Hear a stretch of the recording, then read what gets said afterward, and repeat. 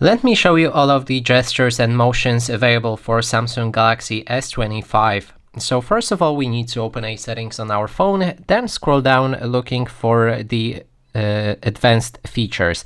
Now when you enter it, you'll be able to find motions and gestures, and from here we'll be able to find all of them. And first option is lift to wake. So if you turn it on, then you can lift your phone when it's locked and it will wake up screen without touching it. And I will show you all of them, how they work in a moment. First, let me explain each and every option. Then there's a double tap to turn on screen. So if your device is locked, then you can double tap to turn it on. Then the same, turn it off by double tapping again.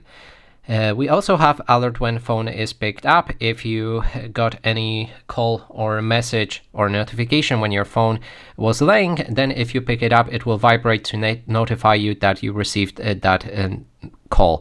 Then there's mute with gestures, so you can mute incoming calls and alarms by putting your phone over the screen or turning your phone face down. So you can flip it upside down or just cover it with your hand to mute that call. Then there's palm swipe to capture, so you can swipe the edge of your hand across the screen to take a screenshot.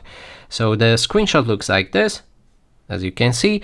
Then let me show you those options for the lock screen. So we have double tap to wake up screen, double tap again to lock it down. Then there's the option to lift to wake. So if we pick up our phone, then it should wake up without touching the buttons, but this feature needs a time.